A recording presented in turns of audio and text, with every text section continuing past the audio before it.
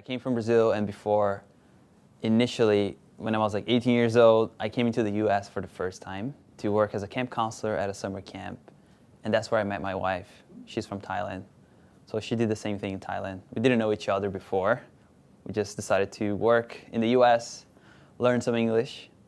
We did, and then finally we became friends, fell in love, and then she went back to Brazil. She went back to Thailand, I went back to Brazil. So we had like that long distance relationship for a while. And everything was great. When I came here during that period, I had a great time with people from all over the world. It wasn't until I came here to work as a software engineer, which is my current role, that I started to see a lot of challenges with communication. And living down in Brazil, I wasn't really aware of how bad maybe it could be if you're too nice with other people. I noticed before, I was like, oh yeah, it's fine. Everyone calls me nice, I'm nice, and I like that. I'll just continue being nice. Once I arrived, I started to see a lot of challenges with myself because I wanted to speak up. I wanted to give presentations whenever I had the opportunity, but I was always afraid. I was always not wanting to take the chance or to face my fears. And I started to research about it. First for me, it was just like discovery mode, like what's going on? Why am I feeling those things? And is it normal? And that was when I found out about Dr. Aziz. And he was just one amongst many of the people that I've seen out there. I mean, I'm very grateful for the internet, but it's also difficult to focus because you're constantly finding things every single day from your friends, through social network, YouTube. So it's hard to find a source that really you think it's going to help us. It was going to help me in my case. And as soon as I watched his video and started listening to his podcast was when I connected the most. I was like, okay, he's been through the same stuff that I've been with, like social anxiety, not feeling very confident. And that happened for years at my current company, with not taking action or just being on the side, not being like the person who's making things happen, always just like following. And within myself, I feel like there is a leader part of me that wants to sort of unleash and wants to like do a lot of the things that I have in my mind. And I always wondered, how can I make that happen? Like, my relationships is going great, and that has been helping me to be where I am right now. Because, she came, we met, we're from different countries. Coming here to the US is not easy. There's like the whole visa thing. We didn't have any money. That's going well, but the journey never ends.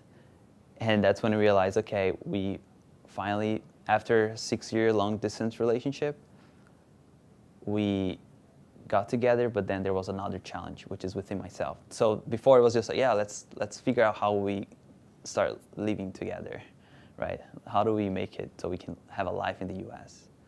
But then once we made it happen, then it was like, okay, how do I grow into my current company? Those are some of the challenges. And again, going back to what I was saying, after I met Dr. Aziz, and after I watched and listened to all of the things that he's been through, I realized that is the kind of person that I want to follow. Because I listened to his podcast a few years ago. I continued listening. I actually compared his first YouTube video with his latest one, and I realized, okay, he made a lot of progress in his life throughout the past 10, 15 years, but now it's still continue progressing. So I can see that he's still making progress in himself, and that's the kind of people that I want to surround myself with. It wasn't until I listened to his latest book, Not Nice, which is the thing I was mostly called about. People were just all over the place. I mean, still to this day, when I tell people that I'm that I've read this book, they're like, what? You're reading not nice book, but you're the nicest person I know. What does it mean?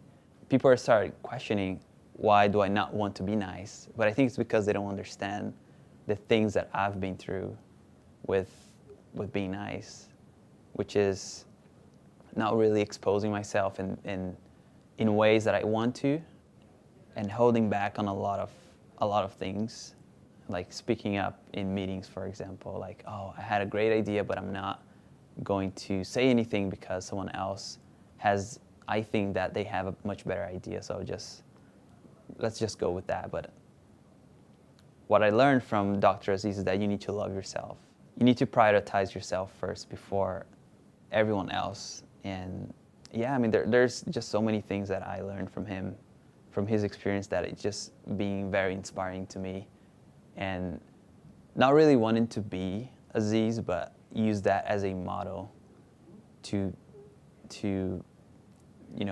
have my own path and discover my own things, but having him as a mentor. And I think he's the best mentor that I've ever found online.